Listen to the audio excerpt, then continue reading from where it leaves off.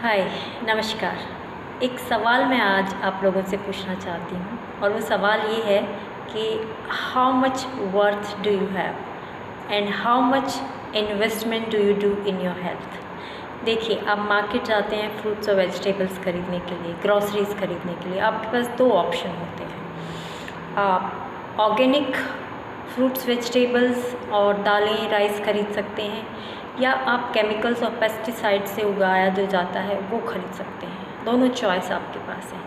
आप कोई भी एक पैकेट उठाते हैं और उस पर दाम देखते हैं 100 रुपीज़ पर केजी। दूसरा आप उठाते हैं 150 रुपीज़ पर केजी। तो आप दोनों को चेक करके और सोचते हैं कि 100 वाला ठीक है, ये मैं ले लेती हूँ। तो उससे आप क्या कर रहे हैं?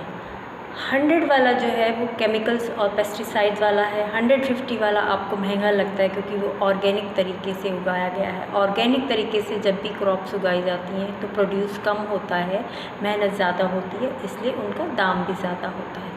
प्रोड्यूस कम होता है और दाम क्यों ज़्यादा है, ये भी एक तरीके का मिथ है और इसको भी हम ब्रेक कर सकते हैं। उसके लिए हम एक और मैं वीडियो करूँगी, लेकिन फ़िलहाल अभी मार्केट में यही है कि जो ऑर्गेनिक है वो महंगा है।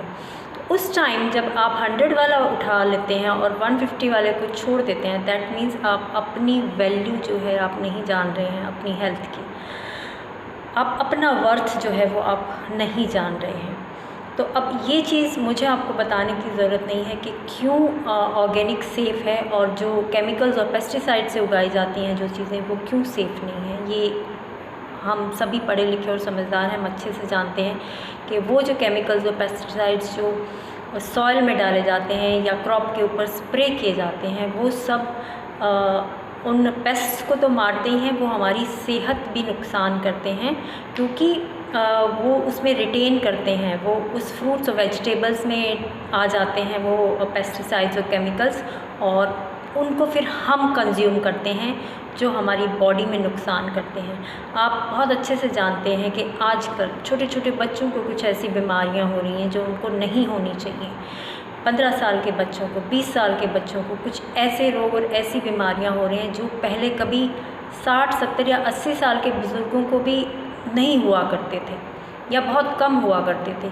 ये सब कहाँ से हमें आ रहा है? ये सब हमें सोचने की बहुत ज़रूरत है और हमको ये समझने की ज़रूरत है कि हमको किस तरीके के प्रोडक्ट्स में इन्वेस्ट करना है, ख़ास कर वो प्रोडक्ट्स जो खाने पीने के हैं, जो हमारे अंदर जाके हमारी सेहत को नुकसान कर सकते हैं। तो ये सवाल आज मैं आपसे पूछना चाहती हूँ कि how much do you invest in your health and आप अपनी क्या वर्थ लगाते हैं?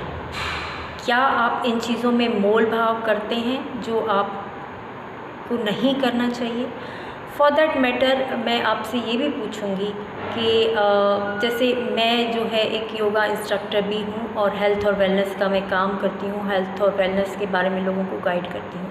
तो कुछ लोग मुझसे योगा के बारे में या किसी भी प्रोग्राम के बारे में, डिटॉक्सिफिकेशन का प्रोग्राम है या मेरा एक प्रोग्राम है make your health a priority, उसमें मैं हेल्थ के बारे में अवेयरनेस लोगों को देती हूँ।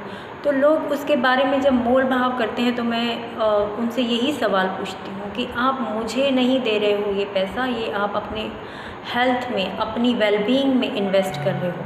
तो जब भी आप मार्केट में जाते हो कुछ ख़रीदने के लिए या अपनी सेहत पे जहाँ आपको इन्वेस्ट करना होता है, तो आप हमेशा अपने आप को एक हाई वैल्यू दें और अपनी वर्थ को समझें और अपनी हेल्थ में प्रॉपर्ली इन्वेस्ट करें। ये आप पैसा सामने वाले को दे रहे हैं और आपका पैसा ज़्यादा लग रहा है, जा रहा है, इस माइंडसेट के साथ आप मार्केट में स्पेशली जो हेल्थ की आइटम्स हैं उनको ख़रीदने ना जाएं। देखिए, हम लोग सभी बाहर खाने पीने जाते हैं। मैं आपको एक एग्ज़ाम्पल दूंगी।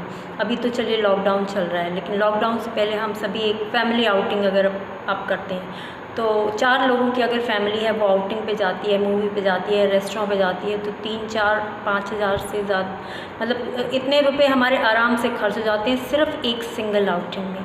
और उतनी ही अमाउंट में अगर आप इन्वेस्ट करते हैं तो आप 1 महीने का या 2 महीने का या 15-20 दिन का सब्सक्रिप्शन किसी भी जिम का या योगा सेंटर का लेते हैं, तो वहाँ पे आपको वो पैसा ज़्यादा क्यों लगता है जब आप अपनी सेहत पे इन्वेस्ट करते हैं।